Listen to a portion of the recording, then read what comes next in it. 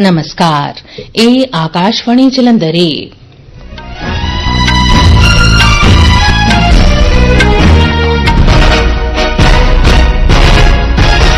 ਖਬਰਾਂ ਦੇ ਨਾਲ ਮੈਂ ਸਰਬਜੀਤ ਕੌਰ। ਪਹਿਲਾਂ ਇਸ ਬੁਲੇਟਿਨ ਦੀਆਂ ਖਾਸ ਖਬਰਾਂ। ਵਿਦੇਸ਼ ਮੰਤਰੀ ਡਾਕਟਰ ਐਸ ਜੈਸ਼ੰਕਰ 3 ਦੇਸ਼ਾਂ ਦੇ ਦੌਰੇ ਤੇ ਪਹਿਲੇ ਪੜਾਅ 'ਚ ਅੱਜ ਸਾਊਦੀ ਅਰਬ ਦੇ ਰਿਆਦ ਪਹੁੰਚੇ।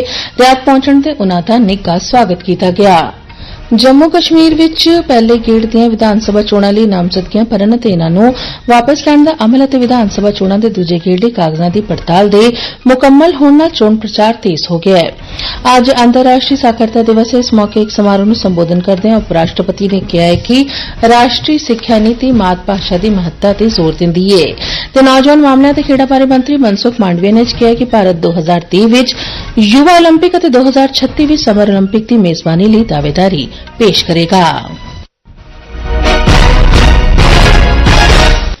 ਹੁਣ ਖਬਰਾਂ ਵਿਸਥਾਰ ਨਾਲ। ਵਿਦੇਸ਼ ਮੰਤਰੀ ਡਾਕਟਰ ਐਸ ਜੈਸ਼ੰਕਰ ਅੱਜ 2 ਦਿਨਾਂ ਦੌਰੇ ਤੇ ਸਾਊਦੀ ਅਰਬ ਦੇ ਰਿਆਦ ਪਹੁੰਚੇ। ਰਿਆਦ ਵਿੱਚ ਨਿੱਘੇ ਸਵਾਗਤ ਲਈ ਉਨ੍ਹਾਂ ਨੇ ਪ੍ਰੋਟੋਕਾਲ ਮਾਮਲਿਆਂ ਦੇ ਉਪ ਮੰਤਰੀ ਅਬਦੁਲ ਮਜੀਦ ਅਲ ਸਮਰੀ ਦਾ ਧੰਨਵਾਦ ਕੀਤਾ। 2 ਦਿਨਾਂ ਦੌਰੇ ਦੌਰਾਨ ਡਾਕਟਰ ਜੈਸ਼ੰਕਰ ਪਹਿਲੀ ਭਾਰਤ ਖਾੜੀ ਸਹਿਯੋਗ ਪਰਿਸ਼ਦ GCC ਦੇ ਵਿਦੇਸ਼ ਮੰਤਰੀਆਂ ਦੀ ਮੀਟਿੰਗ ਵਿੱਚ ਹਿੱਸਾ ਲੈਣਗੇ। ਉਨ੍ਹਾਂ ਵੱਲੋਂ GCC ਮੈਂਬਰ ਦੇਸ਼ਾਂ ਦੇ ਵਿਦੇਸ਼ ਮੰਤਰੀਆਂ ਨਾਲ ਤਵੱਲੀਆ ਮੀਟਿੰਗਾਂ ਕਰਨ ਦੀ ਵੀ ਉਮੀਦ ਹੈ। ਦੌਰੇ ਦੇ ਦੂਜੇ ਪੜਾਅ ਤੇ ਡਾਕਟਰ ਜੈਸ਼ੰਕਰ ਮੰਗਲਵਾਰ ਤੋਂ 2 ਦਿਨਾਂ ਦੀ ਯਾਤਰਾ ਲਈ ਜਰਮਨੀ ਤੇ ਬਰਲਿਨ ਦਾ ਦੌਰਾ ਕਰਨਗੇ। ਬਰਲਿਨ ਦੀ ਇਹ ਉਨ੍ਹਾਂ ਦੀ ਤੀਜੀ ਤਵੱਲੀ ਯਾਤਰਾ ਹੋਏਗੀ। ਦੌਰੇ ਦੌਰਾਨ ਵਿਦੇਸ਼ ਮੰਤਰੀ ਭਾਰਤ ਅਤੇ ਜਰਮਨੀ ਦਰਮਿਆਨ ਸਮੁੱਚੇ ਦਵੱਲੇ ਸਬੰਧਾਂ ਦੀ ਸਮੀਖਿਆ ਕਰਨ ਦੇ ਉਦੇਸ਼ ਨਾਲ ਜਰਮਨੀ ਦੇ ਸੰਘੀ ਵਿਦੇਸ਼ ਮੰਤਰੀ ਦੇ ਨਾਲ-ਨਾਲ ਜਰਮਨੀ ਦੀ ਸਰਕਾਰ ਦੀ ਲੀਡਰਸ਼ਿਪ ਅਤੇ ਹੋਰ ਮੰਤਰੀਆਂ ਨਾਲ ਮੁਲਾਕਾਤ ਕਰਨਗੇ। ਡਾਕਟਰ ਜੈਸ਼ੰਕਰ ਇਸ ਤੋਂ ਬਾਅਦ ਇਸ ਮਹੀਨੇ ਦੀ 12 ਤਰੀਕ ਨੂੰ ਅਧਿਕਾਰਕ ਦੌਰੇ ਤੇ ਸਵਿਟਜ਼ਰਲੈਂਡ ਦੇ ਜਿਨੇਵਾ ਜਾਣਗੇ। ਜਿਨੇਵਾ ਵਿੱਚ ਸੰਯੁਕਤ ਰਾਸ਼ਟਰ ਦੀਆਂ ਬਹੁਤ ਸਾਰੀਆਂ ਸੰਸਥਾਵਾਂ ਅਤੇ ਅੰਤਰਰਾਸ਼ਟਰੀ ਸੰਸਥਾਵਾਂ ਨੇ ਦੌਰੇ ਦੌਰਾਨ ਵਿਦੇਸ਼ ਮੰਤਰੀ ਅੰਤਰਰਾਸ਼ਟਰੀ ਸੰਸਥਾਵਾਂ ਦੇ ਮੁਖੀਆਂ ਅਤੇ ਪ੍ਰਤੀਨਿਧੀਆਂ ਨਾਲ ਮੁਲਾਕਾਤ ਕਰਨਗੇ, ਜਿਸ ਨਾਲ ਭਾਰਤ ਸਰਗਰਮੀ ਨਾਲ ਜੁੜਿਆ ਹੋਇਆ ਹੈ। ਉਹ ਸਵਿਟਜ਼ਰਲੈਂਡ ਦੇ ਵਿਦੇਸ਼ ਮੰਤਰੀ ਨਾਲ ਵੀ ਮੁਲਾਕਾਤ ਕਰਨਗੇ ਤਾਂ ਜੋ ਦੋਵਾਂ ਦੇਸ਼ਾਂ ਦਰਮਿਆਨ ਨਜ਼ਦੀਕੀ ਭਾਈਵਾਲੀ ਦੀ ਸਮੀਖਿਆ ਕੀਤੀ ਜਾ ਸਕੇ ਅਤੇ ਦਵੱਲੇ ਸਬੰਧਾਂ ਨੂੰ ਹੋਰ ਵਧਾਉਣ ਦੇ ਢੰਗ ਤਰੀਕਿਆਂ ਦੀ ਘੋਖ ਕੀਤੀ ਜਾ ਸਕੇ। ਅਬੂ ਧਾਬੀ ਦੇ ਵਲੀ ਅਹਿਦ ਸ਼ਹਿਜ਼ਾਦਾ ਸ਼ੇਖ ਖਾਲਿਦ ਬਿਨ ਮੁਹੰਮਦ ਬਿਨ ਜ਼ਾਇਦ ਅਲ ਨਹਯਾਨ ਅੱਜ ਤੋਂ ਭਾਰਤ ਦੇ 3 ਦਿਨਾਂ ਸਰਕਾਰੀ ਦੌਰੇ ਤੇ ਹੋਣਗੇ। ਅਬੂ ਧਾਬੀ ਦੇ ਵਲੀ ਅਹਿਦ ਸ਼ਹਿਜ਼ਾਦੇ ਵਜੋਂ ਇਹ ਉਨ੍ਹਾਂ ਦੀ ਪਹਿਲੀ ਭਾਰਤ ਯਾਤਰਾ ਹੋਏਗੀ। ਉਨ੍ਹਾਂ ਦੇ ਨਾਲ UAE ਸਰਕਾਰ ਦੇ ਕਈ ਮੰਤਰੀ ਅਤੇ ਵਪਾਰਕ ਵਫਦ ਵੀ ਸ਼ਾਮਿਲ ਹੋਏਗਾ। ਆਪਣੇ ਦੌਰੇ ਦੌਰਾਨ ਵਲੀ ਅਹਿਦ ਸ਼ਹਿਜ਼ਾਦੇ ਭਾਰਤ ਵਿੱਚ ਸੀਨੀਅਰ ਅਧਿਕਾਰੀਆਂ ਨਾਲ ਵਿਚਾਰ ਵਟਾਂਦਰੇ ਵਿੱਚ ਸ਼ਾਮਿਲ ਹੋਣਗੇ। ਉੱਚ ਪੱਧਰੀ ਮੀਟਿੰਗਾਂ ਤੋਂ ਇਲਾਵਾ ਸ਼ੇਖ ਖਾਲਿਦ ਕਈ ਗਤੀਵਿਧੀਆਂ ਵਿੱਚ ਹਿੱਸਾ ਲੈਣਗੇ ਜੋ UAE ਅਤੇ ਭਾਰਤ ਵੱਲੋਂ ਸਾਂਝੇ ਕੀਤੇ ਜਾਂਦੇ ਮਜ਼ਬੂਤ ਆਰਥਿਕ ਅਤੇ ਸੱਭਿਆਚਾਰਕ ਸਬੰਧਾਂ ਨੂੰ ਦਰਸਾਉਂਦੇ ਨੇ। ਕਈ ਖੇਤਰਾਂ ਤੇ ਚਰਚਾ ਵੀ ਹੋਏਗੀ। ਉਹ ਰਾਸ਼ਟਰਪਤੀ ਦ੍ਰੌਪਦੀ ਮੁਰਮੂ ਨਾਲ ਵੀ ਮੁਲਾਕਾਤ ਕਰਨਗੇ। ਭਾਰਤ ਅਤੇ UAE ਇਤਿਹਾਸਕ ਤੌਰ ਤੇ ਨਜ਼ਦੀਕੀ ਅਤੇ ਦੋਸਤਾਨਾ ਸਬੰਧ ਸਾਂਝੇ ਕਰਦੇ ਨੇ। ਇਟਲੀ ਦੇ ਪ੍ਰਧਾਨ ਮੰਤਰੀ ਜਾਰਜੀਆ ਮੈਲੋਨੀ ਨੇ ਕਿਹਾ ਕਿ ਭਾਰਤ ਅਤੇ ਚੀਨ ਯੂਕਰੇਨ ਸੰਕਟ ਨੂੰ ਸੁਲਝਾਉਣ ਲਈ ਅਹਿਮ ਭੂਮਿਕਾ ਨਿਭਾ ਸਕਦੇ ਨੇ। ਸ਼੍ਰੀਮਤੀ ਮੈਲੋਨੀ ਦੀ ਟਿੱਪਣੀ ਰੂਸ ਰਾਸ਼ਟਰਪਤੀ ਵਲਾਦੀਮਿਰ ਪੁਤਿਨ ਵੱਲੋਂ ਵੀ ਚੱਲ ਰਹੀ ਲੜਾਈ ਦੇ ਹੱਲ ਲਈ ਭਾਰਤ ਦੀਆਂ ਕੋਸ਼ਿਸ਼ਾਂ ਨੂੰ ਮਾਨਤਾ ਦੇਣ ਤੋਂ 48 ਘੰਟਿਆਂ ਤੋਂ ਵੀ ਘੱਟ ਸਮੇਂ ਬਾਅਦ ਆਈ ਏ। ਇਟਲੀ ਦੇ ਪ੍ਰਧਾਨ ਮੰਤਰੀ ਨੇ ਇਹ ਟਿੱਪਣੀਆਂ ਕੱਲ੍ਹ ਉੱਤਰੀ ਇਟਲੀ ਦੇ ਸੈਰਨੋਬੀਓ ਵਿੱਚ ਐਮਬਰੋਸਿਟੀ ਫੋਰਮ ਦੇ ਮੌਕੇ ਤੇ ਯੂਕਰੇਨ ਦੇ ਰਾਸ਼ਟਰਪਤੀ ਵਲਾਦੀਮਿਰ ਜ਼ੈਲੈਂਸਕੀ ਨਾਲ ਮੁਲਾਕਾਤ ਤੋਂ ਬਾਅਦ ਕੀਤੀਆਂ। ਪ੍ਰਧਾਨ ਮੰਤਰੀ ਨਰਿੰਦਰ ਮੋਦੀ ਨੇ ਪਿਛਲੇ ਮਹੀਨੇ ਕੀਵ ਦਾ ਦੌਰਾ ਕੀਤਾ ਸੀ, ਜਿਸ ਦੌਰਾਨ ਉਨ੍ਹਾਂ ਨੇ ਜ਼ੈਲੈਂਸਕੀ ਨੂੰ ਦੱਸਿਆ ਕਿ ਯੂਕਰੇਨ ਅਤੇ ਰੂਸ ਦੋਵਾਂ ਨੂੰ ਚੱਲ ਰਹੀ ਜੰਗ ਨੂੰ ਖਤਮ ਕਰਨ ਲਈ ਸਮਾਂ ਬਰਬਾਦ ਕੀਤੇ ਬਿਨਾਂ ਇਕੱਠਿਆਂ ਬੈਠਣਾ ਚਾਹੀਦਾ ਹੈ ਅਤੇ ਭਾਰਤ ਖੇਤਰ ਵਿੱਚ ਸ਼ਾਂਤੀ ਬਹਾਲ ਕਰਨ ਲਈ ਸਰਗਰਮ ਭੂਮਿਕਾ ਨਿਭਾਉਣ ਲਈ ਤਿਆਰ ਹੈ। ਇਹ ਖਬਰਾਂ ਤੁਸੀਂ ਆਕਾਸ਼ਵਾਣੀ ਜਲੰਧਰ ਤੋਂ ਸੁਣ ਰਹੇ ਹੋ। ਜੰਮੂ ਕਸ਼ਮੀਰ ਵਿੱਚ ਪਹਿਲੇ ਗੇੜ ਦੀਆਂ ਵਿਧਾਨ ਸਭਾ ਚੋਣਾਂ ਲਈ ਨਾਮਜ਼ਦਗੀਆਂ ਭਰਨ ਅਤੇ ਇਨ੍ਹਾਂ ਨੂੰ ਵਾਪਸ ਲੈਣ ਦਾ ਅਮਲ ਅਤੇ ਵਿਧਾਨ ਸਭਾ ਚੋਣਾਂ ਦੇ ਦੂਜੇ ਗੇੜ ਲਈ ਕਾਗਜ਼ਾਂ ਦੀ ਪੜਤਾਲ ਦੇ ਮੁਕੰਮਲ ਹੋਣ ਨਾਲ ਚੋਣ ਪ੍ਰਚਾਰ ਤੇਜ਼ ਹੋ ਗਿਆ ਹੈ। ਭਾਰਤੀ ਜਨਤਾ ਪਾਰਟੀ ਨੇ ਵਿਧਾਨ ਸਭਾ ਚੋਣਾਂ ਵਿੱਚ ਆਪਣੇ ਉਮੀਦਵਾਰਾਂ ਦੀ ਹਮਾਇਤ ਲਈ ਜ਼ੋਰਦਾਰ ਮੁਹਿੰਮ ਸ਼ੁਰੂ ਕਰ ਦਿੱਤੀ ਹੈ। ਸਾਡੇ ਪੱਤਰਕਾਰ ਨੇ ਦੱਸਿਆ ਕਿ ਰੱਖਿਆ ਮੰਤਰੀ ਰਾਜਨਾਥ ਸਿੰਘ ਅੱਜ ਰਾਮਬਨ ਅਤੇ ਬਨਿਹਾਲ ਵਿੱਚ ਜਨਤਕ ਰੈਲੀਆਂ ਨੂੰ ਸੰਬੋਧਨ ਕਰਨਗੇ। ਹੁਣ ਤੱਕ 2 ਰਾਸ਼ਟਰੀ ਨੇਤਾ ਕੇਂਦਰੀ ਗ੍ਰਹਿ ਮੰਤਰੀ ਅਮਿਤ ਸ਼ਾਹ ਅਤੇ ਲੋਕ ਸਭਾ 'ਚ ਵਿਰੋਧੀ ਧਿਰ ਦੇ ਨੇਤਾ ਰਾਹੁਲ ਗਾਂਧੀ ਜੰਮੂ ਕਸ਼ਮੀਰ ਦਾ ਦੌਰਾ ਕਰ ਚੁੱਕੇ ਨੇ।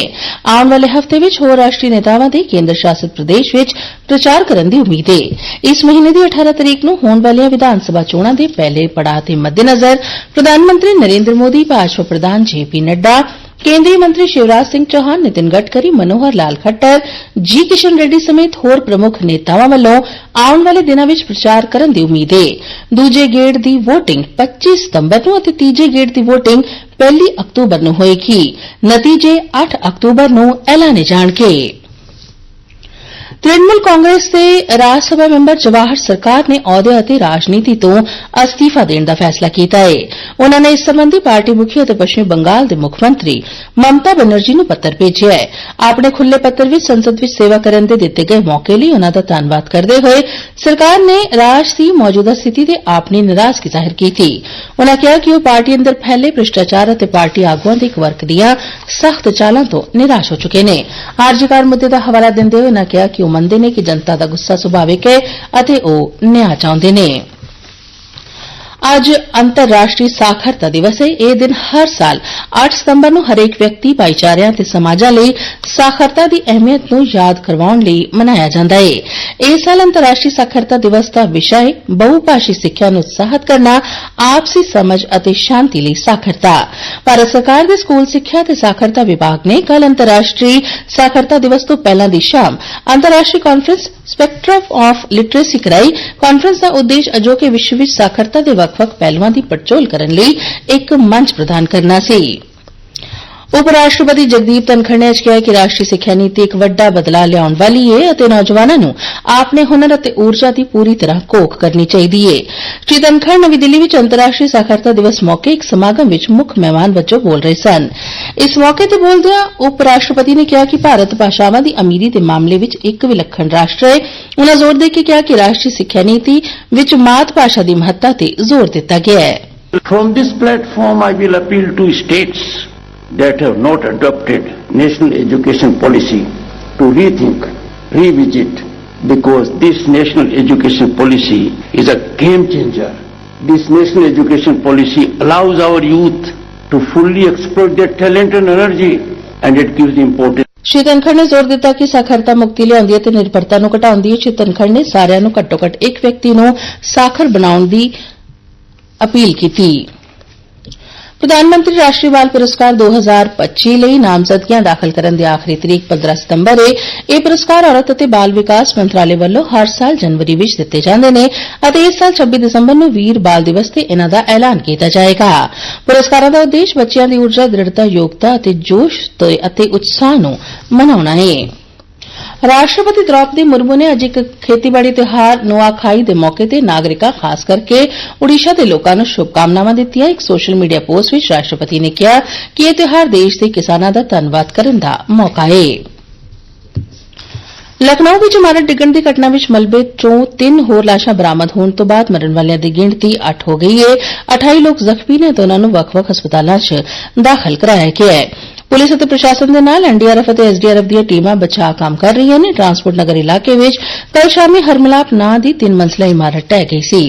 ਪ੍ਰਧਾਨ ਮੰਤਰੀ ਨਰਿੰਦਰ ਮੋਦੀ ਨੇ ਉੱਤਰ ਪ੍ਰਦੇਸ਼ ਦੇ ਲਖਨਊ ਵਿੱਚ ਇਮਾਰਤ ਹਾਦਸੇ ਵਿੱਚ ਜਾਨ ਗਵਾਉਣ ਵਾਲੇ ਹਰੇਕ ਮ੍ਰਿਤਕ ਦੇ ਵਾਰਸਾਂ ਨੂੰ 2-2 ਲੱਖ ਰੁਪਏ ਦੀ ਰਾਹਤ ਰਕਮ ਦੇਣ ਦਾ ਐਲਾਨ ਕੀਤਾ ਹੈ। ਜ਼ਖਮੀਆਂ ਨੂੰ 50-50 ਹਜ਼ਾਰ ਰੁਪਏ ਦਿੱਤੇ ਜਾਣਗੇ। ਨੌਜਵਾਨ ਮਾਮਲਿਆਂ ਤੇ ਖੇਡਾਂ ਬਾਰੇ ਮੰਤਰੀ ਡਾ ਮਨਸੁਖ ਮਾਂਡਵੀਆ ਨੇ ਅੱਜ ਕਿਹਾ ਕਿ ਭਾਰਤ 2030 ਵਿੱਚ ਯੁਵਾ ਓਲੰਪਿਕ ਅਤੇ 2036 ਵਿੱਚ ਸਮਰ ਓਲੰਪਿਕ ਦੀ ਮੇਜ਼ਬਾਨੀ ਲਈ ਦਾਅਵੇਦਾਰੀ ਪੇਸ਼ ਕਰੇਗਾ।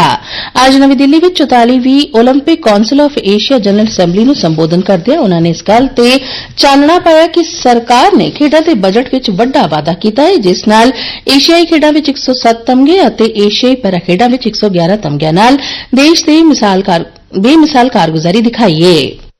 The government has significantly increased the sports budget this has contributed to India's exceptional performance at the Asian Games, 107 medals, and Asian Para Games, 111 medals, where they achieved historic results and surpassed all previous records. Paris Paralympic ਖੇਡਾਂ ਵਿੱਚ ਭਾਰਤ ਲਈ ਇੱਕ ਆਖਰੀ ਮੁਕਾਬਲੇ ਵਿੱਚ ਪੂਜਾ ਓਝਾ ਅੱਜ canoe ਵਿੱਚ ਔਰਤਾਂ ਦੇ ਕਾਇਆਕ ਮੁਕਾਬਲੇ ਵਿੱਚ ਉਤਰੇਗੀ। ਭਾਰਤ ਤਮਗਾ ਸੂਚੀ ਵਿੱਚ 16ਵੇਂ ਸਥਾਨ ਤੇ ਪਹੁੰਚ ਗਿਆ ਹੈ। ਆਖਿਰ 'ਚ ਖਾਸ ਖਬਰਾਂ। ਵਿਦੇਸ਼ ਮੰਤਰੀ ਡਾਕਟਰ ਐਸ ਜਯਸ਼ੰਕਰ 3 ਦੇਸ਼ਾਂ ਦੇ ਦੌਰੇ ਦੇ ਪਹਿਲੇ ਪੜਾਅ 'ਚ ਸਾਊਦੀ ਅਰਬ ਦੇ ਰਿਆਦ ਪਹੁੰਚੇ। ਜੰਮੂ ਕਸ਼ਮੀਰ ਵਿੱਚ ਪਹਿਲੇ ਗੇੜ ਦੀਆਂ ਵਿਧਾਨ ਸਭਾ ਚੋਣਾਂ ਲਈ ਨਾਮਜ਼ਦਗੀਆਂ ਭਰਨ ਅਤੇ ਇਨ੍ਹਾਂ ਨੂੰ ਵਾਪਸ ਲੈਣ ਦਾ ਅਮਲ ਅਤੇ ਵਿਧਾਨ ਸਭਾ ਚੋਣਾਂ ਦੇ ਦੂਜੇ ਗੇੜ ਲਈ ਕਾਗਜ਼ਾਂ ਦੀ ਪੜਤਾਲ ਦੇ ਮੁਕੰਮਲ ਹੋਣ ਨਾਲ ਪ੍ਰਚਾਰ ਤੇਜ਼ ਹੋ ਗਿਆ ਹੈ ਤੇ ਅੱਜ ਅੰਤਰਰਾਸ਼ਟਰੀ ਸਾਖਰਤਾ ਦਿਵਸ ਹੈ। ਇਸ ਮੌਕੇ ਉਪ ਰਾਸ਼ਟਰਪਤੀ ਨੇ ਇੱਕ ਸਮਾਰੋਹ ਨੂੰ ਸੰਬੋਧਨ ਕੀਤਾ। ਆਕਾਸ਼ਵਾਣੀ ਜਲੰਧਰ ਤੋਂ ਖਬਰਾਂ ਖਤਮ ਹੋਈਆਂ। ਨਮਸਕਾਰ।